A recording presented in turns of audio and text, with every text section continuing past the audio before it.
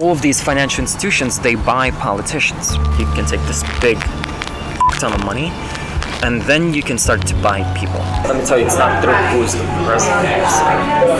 It's who's controlling the wallet. So it's and who's that? The hedge funds, BlackRock, the banks. These guys run it. A couple of years ago, we released this legendary video. BlackRock, the company that owns the world, with over 3.5 million views. But back then, we only had secondhand information to go off of. But now, we have this guy, Sergey Varlay, a BlackRock recruiter exposing it all, thanks to an undercover operation by James O'Keefe. First, there's the senators, and these guys are cheap. You got 10 grand, you can buy a senator. I can give you 500k right now, no questions asked. Yeah. I didn't do this, we're done. Volatility creates opportunity to make profit. War is good for business. You're like an undercover reporter. I don't know, people don't give a shit. This is beyond them. So now, from the horse's mouth itself, here's a simple guide on how to actually rule the world.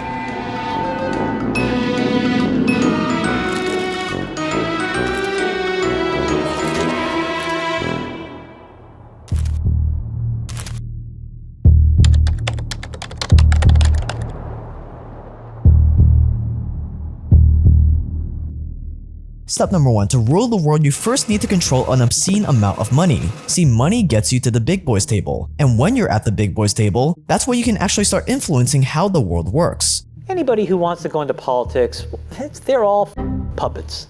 There are 150 and they're all men that run the world. Period, full stop. They control most of the important assets, they control the money flows. And these are not the tech entrepreneurs. Now, they are going to get rolled over the next 5 to 10 years by the people that are really underneath pulling the strings. And when you get behind the curtain and see how that world works, what you realize is it is unfairly set up for them and their progeny.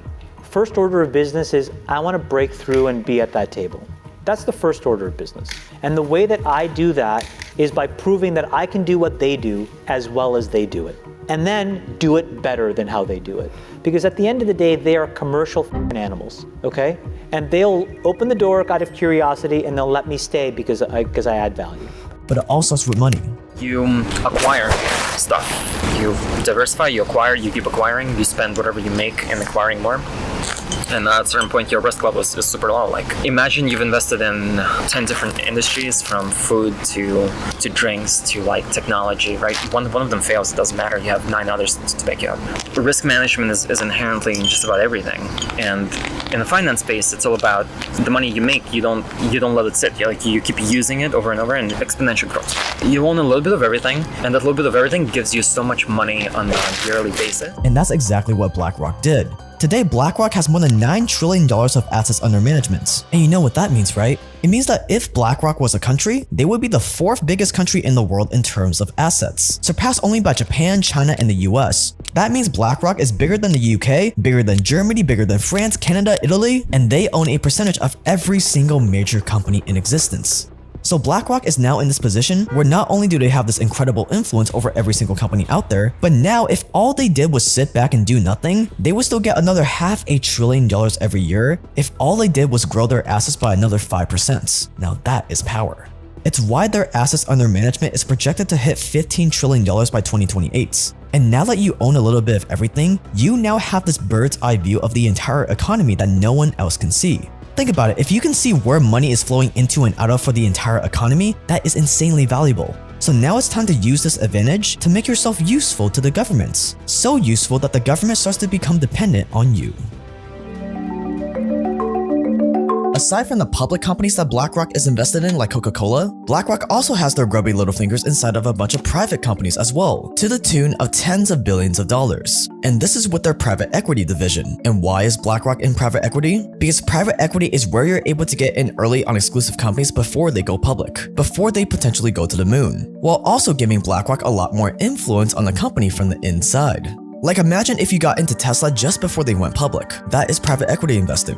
private equity investing has traditionally been reserved for giants like BlackRock, who can write million-dollar checks to private companies. And on top of that, the downside of private equity is that typically your money isn't very liquid. It's not like the stock market where you can just sell your shares whenever you want, so typically your money is locked in for years at a time, which is not ideal. But what if you could have the best of both worlds? What if you could get exposure to some of the most innovative private companies while also having the liquidity of a publicly traded stock? Well, that is where Stack Capital comes in, today's paid sponsor. If you've heard of REITs or real estate investment trusts, where you buy a REIT stock to get exposure to real estate, it's the same idea here but with private equity. Stack Capital invests in really innovative private companies like SpaceX, Hopper, Locust Robotics, and more. That way, if you buy Stack Capital stock, it would be kind of like if you invested into SpaceX and all these other companies as well. Except since you're putting your money into a publicly traded stock, you can sell way easier than compared to private equity.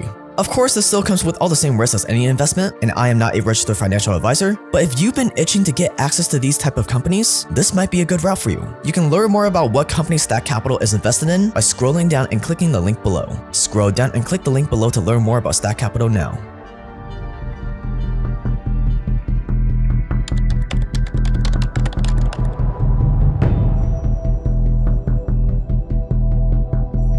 Step number 2, make yourself indispensable to the governments. Economic simulation. They need to understand the impact of something, right? They're gonna raise the interest rate, for example.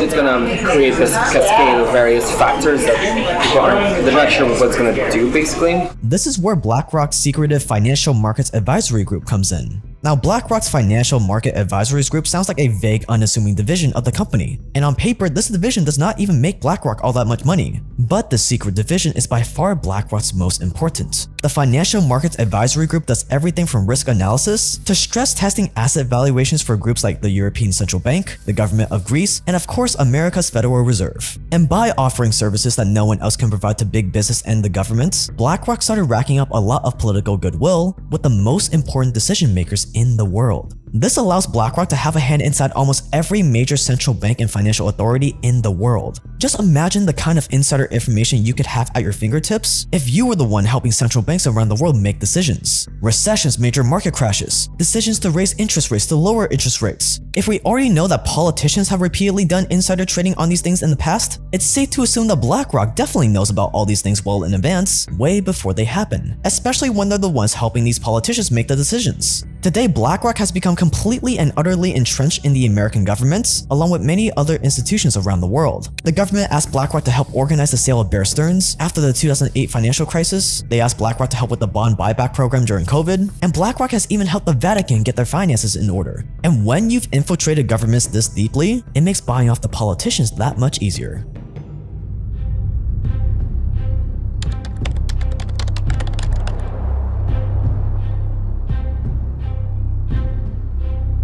Step number 3, buy yourself a few politicians. All of these financial institutions, they buy politicians. Let me tell you, it's not who's the president, it's who's controlling the wallet.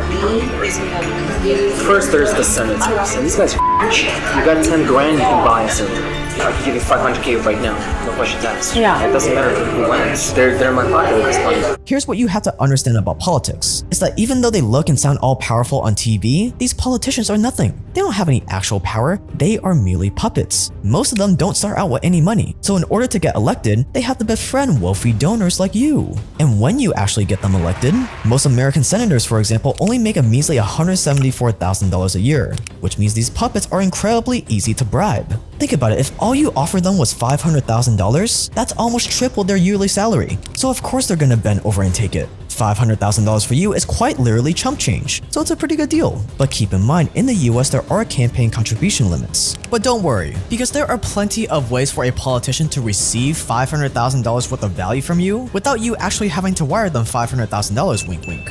You just gotta get creative. And now that you have the politicians in your pocket, now it's time to double down on one of the most profitable arenas, war.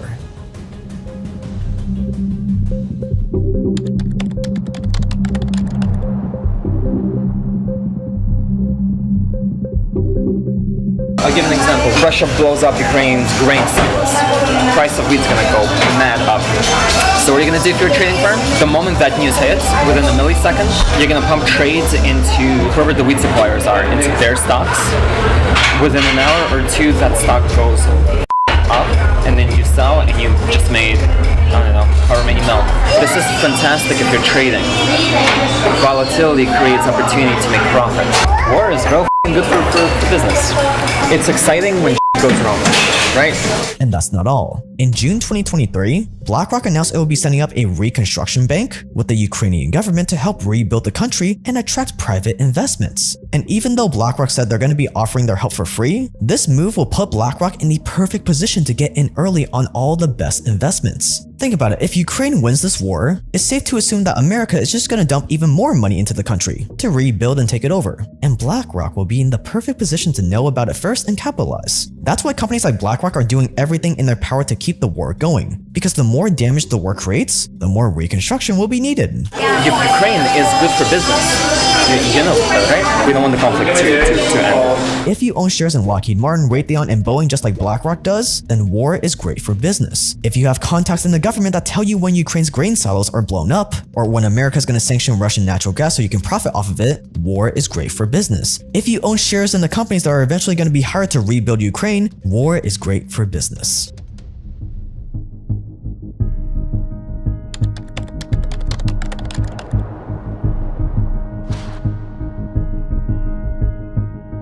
And from there, you're kind of set. Because again, if all you did right now as BlackRock was just sit back and let your money compound, it will practically be impossible for anyone to catch up to you. You'll keep getting more and more in bed with governments around the world. As you continue helping them, you'll continue buying more politicians, you'll continue getting first dibs on the most lucrative investments out there, and you'll continue profiting off of crises as they happen. All you gotta do is make sure you continue operating in the shadows, staying out of the limelight as much as possible. They don't want to be in the news. They don't want people to talk about them. They don't want to be anywhere on the radar. Why not? I don't know, but I suspect it's probably because it's easier to do things when people aren't thinking about it. But let's be real. Even if the masses did realize what you were up to, they're not gonna do anything about it. They're too preoccupied with TikTok paying their rent on where they're gonna go out this weekend to care. No people don't give a shit. This is beyond them. So that is the cycle of life. First you get the money, then you get the power, then you get everything. What I try to tell you, this country, you gotta make the money first. Then when you get the money, you get the power. Then when you get the power, then you get the woman. That's why you gotta make your own moves.